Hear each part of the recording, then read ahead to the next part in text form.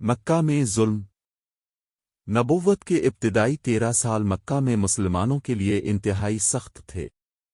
جو بھی اسلام قبول کرتا اس پر ظلم کیا جاتا، کسی کو گرم ریت پر لٹایا جاتا، کسی کو زنجیروں میں باندھ دیا جاتا، کسی کو بھوکا رکھا جاتا، اور کئی صحابہ نے صرف اللہ ایک ہے کہنے کی وجہ سے اپنی جانیں قربان کر دیں۔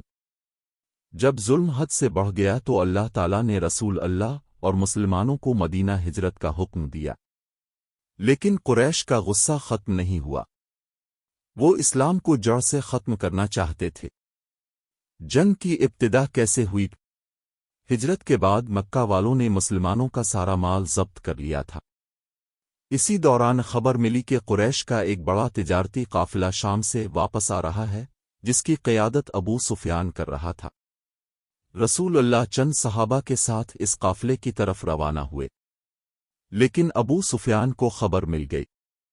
اس نے فوراً مکہ پیغام بھیجا، محمد اور ان کے ساتھی قافلے کے قریب پہنچ چکے ہیں، فوراً مدد بھیجو۔ مکہ میں جنگ کی تیاری۔ یہ خبر سنتے ہی پورا مکہ ہل گیا۔ قریش نے تقریباً 1000 جنگجو تیار کیے۔ ان کے ساتھ تقریباً 100 گھڑ سوار اور سینکڑوں اونٹ تھے۔ بڑے بڑے سردار اس لشکر میں شامل تھے، اور سب سے آگے اسلام کا سب سے بڑا دشمن ابو جہل۔ وہ غرور سے کہہ رہا تھا، ہم بدر جائیں گے، جشن منائیں گے، تاکہ پورے عرب کو معلوم ہو جائے کہ قریش سے ٹکر لینے کا انجام کیا ہوتا ہے۔ مسلمانوں کی حالت۔ دوسری طرف رسول اللہ کے ساتھ صرف 313 مسلمان تھے۔ صرف 2 گھوڑے تھے، اونٹ بھی بہت کم تھے، اس لیے کئی صحابہ ایک ہی اونٹ پر باری باری سفر کرتے تھے۔ بہت سے صحابہ کے پاس مکمل ہتھیار بھی نہیں تھے۔ ظاہری طور پر دونوں لشکروں کا کوئی مقابلہ ہی نہیں تھا، لیکن مسلمانوں کا سب سے بڑا ہتھیار ایمان تھا۔ رسول اللہ کا مشورہ۔ جب معلوم ہوا کہ اب صرف قافلہ نہیں بلکہ ایک بڑا لشکر آ رہا ہے تو رسول اللہ نے صحابہ سے مشورہ فرمایا۔ تمام مہاجرین نے عرض کیا، یا رسول اللہ، ہم ہر حال میں آپ کے ساتھ ہیں۔ پھر حضرت سعد بن معاذ کھڑے ہوئے اور کہا، اللہ کی قسم، اگر آپ ہمیں سمندر میں کودنے کا حکم دیں تو ہم بلا جھجک کود جائیں گے، ہم آپ کا ساتھ کبھی نہیں چھوڑیں گے۔ یہ سن کر رسول اللہ کے چہر مبارک پر خوشی آ گئی۔ بدر کی رات، 17 رمضان، ہجرت کا دوسرا سال۔ رات کا وقت، چاروں طرف خاموشی تھی۔ ہر شخص جانتا تھا کہ صبح شاید زندگی کا آخری دن ہو۔ رسول اللہ اپنے خیمے میں تشریف لے گئے، اور پھر پوری رات اللہ تعالیٰ کے حضور دعا کرتے رہے۔ اب بار بار عرض کرتے، اے اللہ، اگر آج یہ چھوٹا سا گروہ ختم ہو گیا تو زمین پر تیری عبادت کرنے والا کوئی باقی نہیں رہے گا۔ آپ اتنی دیر تک دعا کرتے رہے کہ چادر مبارک کندھوں سے گر گئی۔ دان بدر میں دونوں لشکر آمنے سامنے کھڑے تھے۔ ایک طرف قریش کا غرور تھا، اور دوسری طرف اللہ کے رسول حضرت محمد مصطفیٰ کے جان نثار ساتھی۔ جنگ شروع ہونے سے پہلے عرب کی روایت کے مطابق پہلے نامور جنگجوؤں کا مبارزے ہونا تھا۔ قریش کی طرف سے عتبہ بن ربیعہ، شیبہ بن ربیعہ اور ولید بن عتبہ میدان میں آئے۔ انہوں نے بلند آواز میں کہا، محمد، ہمارے مقابلے کے لیے اپنے بہترین آدمیوں کو بھیجو۔ رسول خدا نے فرمایا، اے علی، اے حمزہ، اے عبیدہ، اٹھو اور اللہ کے نام پر میدان میں جاؤ۔ یہ تینوں شن خدا میدان میں اترے۔ اس وقت مولا ال کی عمر تقریباً 25 سال تھی۔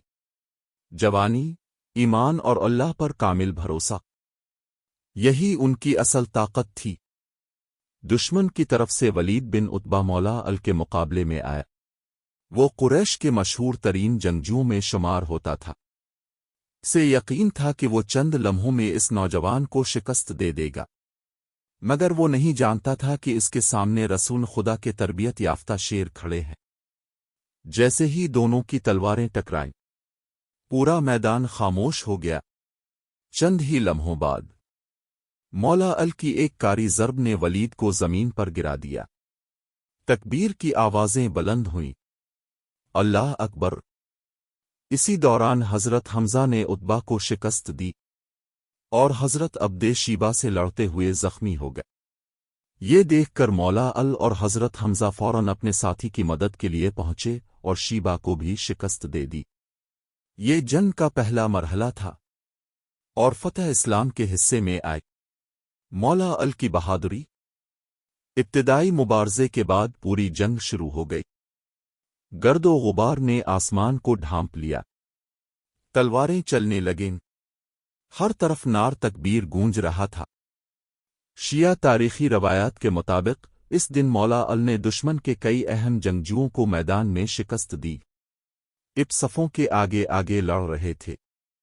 جہاں دشمن زیادہ دباؤ ڈالتا وہیں ال پہنچ جاتے۔ جہاں مسلمانوں کو خطرہ محسوس ہوتا وہاں ال اپنی تلوار لے کر کھڑے ہو جاتے۔ رسول اللہ اپنے رب سے دعا فرما رہے تھے اور مولا ال میدان میں اسلام کے دفاع میں ڈٹے ہوئے تھے۔ شیعہ مآخذ میں مولا ال کی جنگی شجاعت کو بدر کی فتح کے نمایاں اسباب میں شمار کیا جاتا ہے، ساتھ ہی یہ بھی واضح کیا جاتا ہے کہ اصل مدد اللہ تعالیٰ کی طرف سے تھی۔ رسول اللہ سے وفاداری۔ حضرت ال کی پوری زندگی رسول اللہ کی اطاعت اور وفاداری کی مثال ہے۔ جب رسول اللہ نے ہجرت فرمائی تو ال نے اپنی جان کی پرواہ کیے بغیر آپ کے بستر پر سو کر امانتوں کی حفاظت کی، اور بدر کے میدان میں بھی نے اپنی جان کو رسول اللہ پر قربان کرنے میں ایک لمحہ بھی تردد نہیں کیا۔ مولا ال کی ہر ضرب، ہر قدم اور ہر سانس کا مقصد صرف ایک تھا، رسول اللہ کی حفاظت اور اللہ کے دین کی سربلندی۔ جنگ کے بعد جب اللہ تعالیٰ نے مسلمانوں کو فتح عطا فرمائی تو اسلام کی طاقت پورے عرب میں نمایاں ہو گئی۔ بدر کے بعد بہت سے قبائل نے محسوس کیا کہ اسلام ایک کمزور تحریک نہیں بلکہ اللہ کی نصرت کے ساتھ ایک مضبوط حقیقت ہے۔ شیعہ روایت میں مولا ال کو ان عظیم مجاہدین میں شمار کیا جاتا ہے جنہوں نے رسول اللہ کے ساتھ ہر مشکل مرحلے میں اسلام کے دفاع کے لیے بے مثال قربانیاں دیں۔ بدر صرف ایک جنگ نہیں تھی، یہ اس بات کا اعلان تھا کہ ایمان، اخلاص اور اللہ پر بھروسہ دنیا کی ہر ظاہری طاقت سے بڑا ہے۔ اور اس مرکے میں امیر المومنین حضرت علی ابن ابی طالب علیہ السلام کی شجاعت اسلامی تاریخ کا ہمیشہ روشن رہنے والا باب ہے۔ سلام ہو رسول اللہ پر، سلام ہو امیر المومنین حضرت علی علیہ السلام پر، اور سلام ہو بدر کے تمام شہداء اور مجاہدین پر جنہوں نے اللہ کے دین کی سربلندی کے لیے اپنی جانیں قربان کیں۔